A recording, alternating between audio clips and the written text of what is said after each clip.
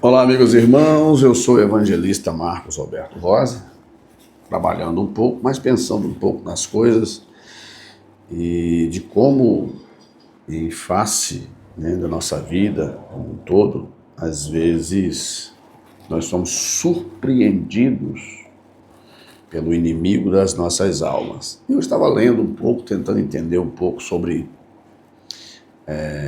essas coisas todas que acontecem em nossa vida, né?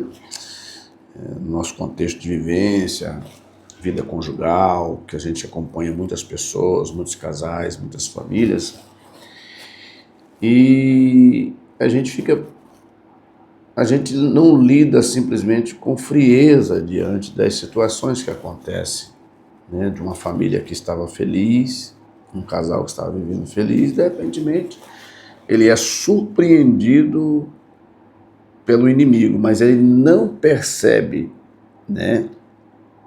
As pessoas não conseguem perceber que o inimigo está minando a nossa vida. Eu estava lendo um pouco, eu gosto também de história, né? E me deparei com a história do cavalo de Troia, lembra? Dos gregos. E acho interessante que eu fiz uma pergunta: o cavalo de Troia é mito ou verdade? Alguns dizem que é mito, outros dizem, alguns dizem que é mito, né? Dizem que é uma lenda, mas é uma lenda, né? Uma metáfora de pensamento que nos arremete a compreender como o inimigo ele pensa e trabalha. Conta-se a história do cavalo de Troia. Eu tenho ela aqui, deixa eu só pegar para você aqui, que eu fiz um paralelo com com o texto bíblico, né? O texto diz sobre o cavalo de Troia. O cavalo de Troia foi uma estratagema ou uma estratégia dada pelos gregos numa coalizão de cidades e estados como Espartas e Micenas aos seus inimigos, os troianos. Abaixo estão os detalhes principais dessa famosa lenda de mitologia grega. A estratégia é: após 10 anos de cerco, que eles tinham cercado Troia, né? E o cerco não produziu nada, foi infrutífero, os gregos fingiram desistir da guerra e deixaram um enorme cavalo de madeira oco na porta de Troia, como um falso presente de rendição. O erro: os troianos acreditaram na rendição, aceitaram o presente e o levaram para dentro das suas muralhas fortificadas. Ou seja, o presente estava lá fora, em frente às cidades. E existe até fotos aqui imaginando aquele cenário. Então, os troianos acreditaram na rendição, aceitaram o presente e o levaram para dentro das suas muralhas fortificadas. O ataque: os guerreiros gregos de elite, todo exército tem seus guerreiros de elite, e os guerreiros gregos de elite estavam escondidos dentro do cavalo. À noite eles saíram, dominaram as sentinelas, abriram os portões para o restante do exército grego invadir e destruir a cidade. Eu fiz um paralelo sobre esse texto e encontrei o capítulo 5 da primeira carta de Pedro, que diz: sede sóbrios, vigiai, porque o diabo, vosso adversário, anda em derredor, bramando como leão, buscando a quem possa tragar. Um casamento que está indo bem, de repente começa a estar, as bases desse casamento estão estremecidas. Uma família que estava bem, de repentemente, suas relações estão estremecidas por alguma coisa que aconteceu, por interesses ou talvez, por alguma coisa que aconteceu e tirou a paz dessa família. Pessoas que têm seus negócios, empresas ou negócios, e de repente esse negócio começa a ruir, a não frutificar conforme deveria, né? Em 2 Coríntios, ainda falando de 1 Pedro 5,8, de ser sóbrio, assim como os troianos baixaram a guarda e aceitaram o cavalo, o cristão é chamado a permanecer vigilante para não ser enganado. Tem aquele momento que a gente pega um momento de tranquilidade, as coisas vão bem, o dinheiro está entrando, as contas estão em dia, você tem condições, né, financeiras para adquirir bens, e você chega num estado em que você começa a achar que está tudo bem. Se você é um cristão, aí você já não clama como clamava antes, não ora mais como deveria, como orava antes, porque não há dentro da sua mente, seja você homem ou mulher ou uma família, dentro da sua mente, você pensa que não há mais necessidade de orar, porque você está confortável, né? Vamos lá. E nisso, o inimigo vai colocando coisas e você não vai percebendo. Você acha que é normal, você acha que tá bom, você acha que não há perigo e vai levando a sua vida. Começa a se ausentar da igreja, já não quer mais participar dos serviços do cristão, já não quer mais participar dos grupos, já não quer mais se envolver com a igreja, procura se afastar. Logo, o inimigo vai alimentando. Tô indo. O inimigo vai alimentando, né, aquela condição e você pensa que está bem, mas ao mesmo tempo ele vai te minando. Uma tentação hoje que parece que você se assustava antes, você não se assusta mais. Isso aí, né? E as ofertas, as propagandas, o modo de vida da sociedade acaba também te influenciando, achando que aquela vida cristã que você levava não precisava ser tanto assim. O cavalo de Troia vai sendo colocado e você aceita. Arrasta o cavalo para dentro das suas fortalezas fortificadas e daí você é surpreendido pelo mal. E o mal, quando ele chega, o que aconteceu ali? Os soldados de elite, eles à noite abriram o cavalo, saíram para fora e abriram os portões da cidade e a destruição veio. E há situações que mesmo que você lute, né, você terá dificuldade de superar por causa do volume de males que já se alojaram na sua vida, em todo o seu contexto.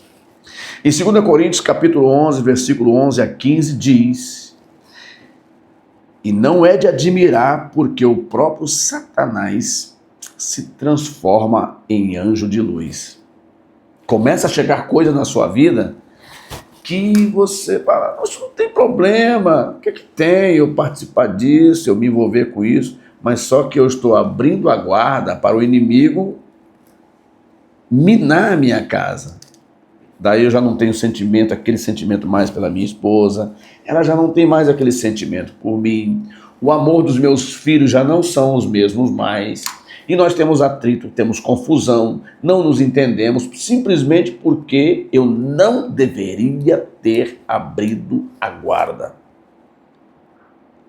Vem os conselhos que nada, você está novo, você tem que viver a vida, gozar a vida, passar o tempo todo dentro da igreja, vivendo no meio da igreja, escutando desaforo e não sendo, as pessoas não são recíprocas pelo bem que você faz, deixe isso para lá. Porque a chamada de Deus na vida do crente, ela é progressiva. Eu estava lendo hoje sobre Simeão e Ana. Quanto tempo aquela senhora passou na igreja? Quanto tempo Simeão passou ali até o dia que Jesus foi apresentado no templo e eles viram a salvação? O cavalo parecia um presente. Tem coisa que nós recebemos que parece que é bom, né? Mas a escolha, ele escondia uma destruição. Da mesma forma, o inimigo muitas vezes apresenta o mal com aparência de bem. E às vezes nós somos destruídos. Preste muito bem atenção. Depois faz uma análise histórico da sua vida e vê, depois de um certo período, por que a sua vida virou uma bagunça? Por que você já não é aquele camarada, ou aquela mulher, ou aquele filho que era antes? Aquilo que parecia bem, que foi te ofertado, te colocou nessa situação. Mas o inimigo invisível das nossas almas não quer te destruir imediatamente. Ele quer te destruir devagar. Você não vai percebendo. Quando você perceber, você já está na lona. Primeiro que ele é invisível, né? Provérbios 14, 12 diz: há caminho que ao homem parece direito, mas o fim dele são os caminhos da morte. Né? Os troianos pensavam que estavam tomando uma boa decisão, mas isso levou à destruição da cidade. Cuidado com os conselhos que você está escutando. Uma pessoa que é nosso amigo de verdade não nos tira da presença de Deus. Não atrapalha o nosso relacionamento com a nossa esposa, ou com o nosso esposo, ou com a nossa família, ou com nossos filhos. Não. Pessoas que são nossos amigos, eles não nos separam. Não faz os filhos ficar contra os pais, nem a esposa contra o esposo, e nem o esposo contra a esposa, e vice-versa, e nem irmão contra irmão, no aspecto cristão. Os troianos pensavam que estavam tomando uma boa decisão, mas isso levou à destruição deles. Quarto, Mateus 24, 4. Acautelai-vos que ninguém vos engane. Jesus advertiu que o engano seria uma das maiores armas dos últimos dias. Né? O engano. Nós estamos aí constantemente, né, sendo bombardeados por engano, por falas, por entretenimento, por aquilo que nós achamos que é certo. Acabamos entendendo que aquilo é certo e geralmente aquilo é uma destruição silenciosa da nossa vida, da nossa esposa, da nossa família, dos filhos, dos irmãos, né? Quinto, Efésios 6, 11. Revesti-vos de toda a armadura de Deus, para que possais estar firme contra as astutas ciladas do diabo. A palavra ciladas descreve estratégias, armadilhas e emboscadas, semelhantes estratagema ou estratégia do cavalo de Troia. Cuidado. Se você passou a ter uma amizade que está te separando dos seus pais, separando do convívio cristão, separando do seu marido, separando do seu esposo, tenha cuidado. Amizades assim não são amizades. São o inimigo usando pessoas para destruir isso. E depois que você está destruído, você é abandonado. E qual a aplicação que nós podemos colocar como evidência na minha vida dessa conversa nossa, nas nossas vidas? Aplicação espiritual. O cavalo de Troia pode simbolizar tudo aquilo que entra em nossa vida com aparência inofensiva, mas que esconde um pecado, falsas doutrinas, tentações ou influências que enfraquecem a nossa fé, ou a nossa admiração pela nossa esposa, pelo nosso esposo, pelos nossos filhos. Perdemos o amor.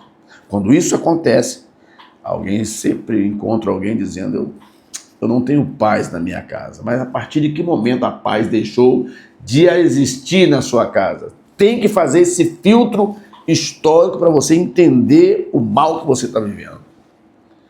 Né? Então, o texto diz: revesti-vos de toda a armadura de Deus.